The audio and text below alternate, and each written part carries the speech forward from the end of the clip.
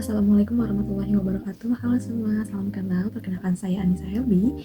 Pada kesempatan ini saya kembali hadir untuk membahas mengenai review film, yang dimana review film berjudul Perayaan Mati Rasa yang disutradarai oleh Umay Shahab. Film ini tayang perdana pada 29 Januari 2025 dan kini kembali tayang di platform Netflix pada tanggal 12 Juni 2025. Adapun para pemain dalam film ini yaitu ada Iqbal Ramadan, Umay Shahab selaku sutradara, Dwi Sasono, Yunik Priscilla, Priscilla Jamail, Dul Jailani, Devano, Danendra, dan Randi Danista.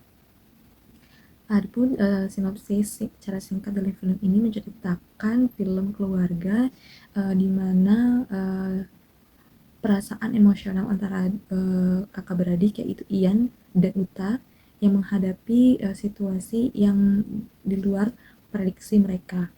Adapun hasil review dari film ini bisa dilihat dari pertama itu karakter para pemain. Karakter pertama itu adalah karakter Iqbal sebagai Ian ini sebagai anak pertama bisa dilihat ya dia berusaha untuk tetap tegar terus mencoba menemukan cara yang tepat ketika berada di situasi yang rumit. Nah, karakter Iqbal sebagai Ian cukup emosional.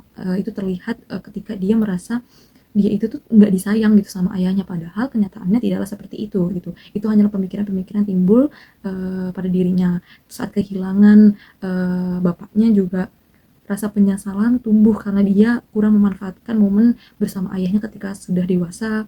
Dan meskipun di sini karakter Iqbal sebagai Ian masih kurang terlihat dari masih kurang keluar dari zona nyamannya, tetapi di sini tuh karakter Iqbal itu berperan juga sebagai seorang musisi dan memiliki sebuah band. Ini tuh apa ya, ya sangat apa ya, ia memainkan perannya itu apa adanya gitu. Jadi kayak cocok banget sama Iqbal sebagai Ian karena dia suka ngeband, suka musik gitu kan.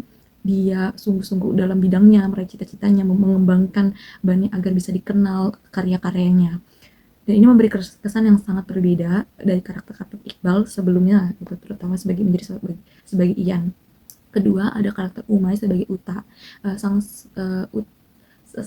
sutradara juga di sini bermain peran sebagai Uta, yaitu adik Ian yang uh, juga cukup membangun dalam sebuah hubungan kakak beradik gitu kan, dimana karakter Uta ini itu digambarkan sebagai adik yang sangat dekat dengan kakaknya saat kecil dan menganggap kakaknya itu sebagai panutannya sekali gitu. Sampai kejadian kehilangan bapaknya pun Uta sangat menuruti apa yang diperintahkan kakaknya gitu.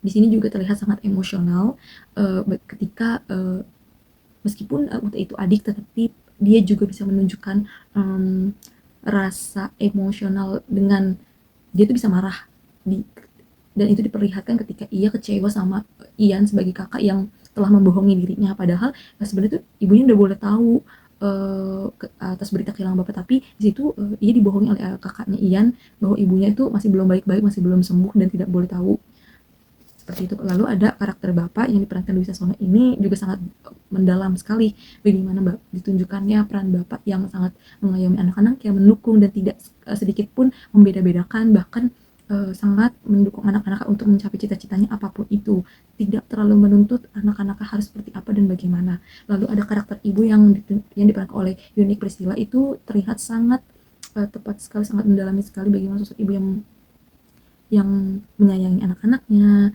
yang perhatian dan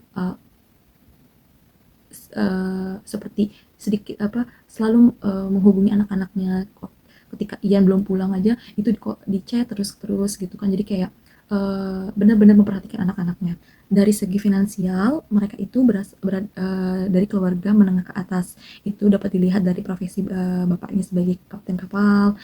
Ketika meninggal diberitakan di televisi, terus banyak karangan bunga yang uh, diberikan, terus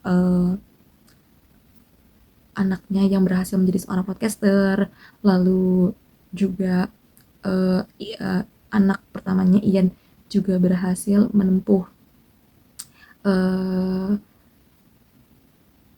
bisa berhasil lolos masuk ke label musik gitu kan. Tetapi untuk dalam segi latar tempat itu, terutama untuk seperti tempat tinggal itu seperti nanggung gitu, karena mereka yang terlihat ya hidupnya tidak terlalu dan gaya hidupnya juga biasa saja gitu kan. Mungkin ini sengaja dilakukan oleh sang sutradara yang memang meskipun keluarganya dari latar menengah atas, tetapi tetap ingin menampilkan yang sederhana, yang tidak terlalu berlebihan, yang tetap netral saja seperti itu. Terus dengan gaya pengambilan gambar itu yang vintage, yang homey seperti itu. Dan dari karakter ibu juga sangat nanggung sekali ya. Padahal dari latar keluarga yang menengah atas gitu, tapi gaya berpakaiannya biasa saja. Mungkin ini juga sengaja dilakukan oleh sang sutradara karena faktor ibunya ini kan memiliki riwayat uh, sakit gitu kan. Mungkin sengaja diberikan penampilan yang sederhana, yang biasa saja, yang seperti terlihat pucat karena memang faktornya seperti itu. Review lain dari film ini juga terlihat adanya ikonik dari film ini, di mana di film ini kan ada band dari Ian, yaitu Midnight Serenade itu menjadi pengisi suara untuk di film ini gitu kan. Dan ini juga menjadi daya tarik yang menarik nih, karena band ini saat promosi film itu benar-benar menjadi realita gitu, dan lagu-lagunya juga benar-benar dibawakan oleh band tersebut ketika selama promosi film gitu kan. Jadi beberapa lagu itu menjadi ikonik dan menjadi pengisi suara di film ini, seperti film yang berjudul Laut, lalu ada lagu yang berjudul Peraya Mati Rasa. Ketika di film itu lagu Peraya Mati Rasa itu menjadi lagu yang buatan bapak yang akan diberikan ibu ketika anniversary mereka, tetapi lagu itu diamanatkan kepada anak-anak untuk diselesaikan, tetapi kenyataannya bapaknya tidak bisa memberikan secara langsung, sehingga anak-anaknya lah yang melanjutkan amanah dari bapaknya untuk diselesaikan, sehingga menjadi hadiah pada saat waktu anniversary bapak dan ibunya. Dan ini juga menjadi lagu yang dirilis pada kenyataannya. Selain itu, keunikan film ini juga terdapat pada transisi antar babak, yang dimana secara efektif menampilkan pembagian zona laut. Nah, saat pembagian transisi ini tuh menampilkan pembagian zona laut dengan diwarnai narasi-narasi yang menggambarkan perasaan-perasaan yang sesuai dengan situasi setiap cerita gitu kan. Dan ini untuk mungkin saja sengaja ditampilkan untuk mengeksplor emosi dan perasaan para karakter gitu kan. Penggunaan narasi itu dengan visualisasi zona laut menciptakan pengalaman menonton yang mendalam. Dan secara keseluruhan film ini cukup baik untuk menyampaikan alur cerita dari awal hingga akhir, sehingga mudah dipahami, terutama dalam film bergenre drama keluarga. Jadi untuk teman-teman cocok sekali nih yang ingin atau suka nonton film dengan genre drama keluarga, bisa banget nonton film Peraya Mati Rasa, apalagi yang suka dengan sedih, yang merasa relate sebagai mungkin anak pertama, atau bisa juga relate sebagai anak kedua, itu tuh seperti apa dan bagaimana gitu. Dan apalagi yang merasa ketika kita sebagai anak kehilangan orang tua gitu kan, nah bisa banget nih nonton film ini dan merasakan perasaan emosional tersebut, dimana ketika kehilangan itu rasanya kita tuh kayak udah mati rasa aja gitu.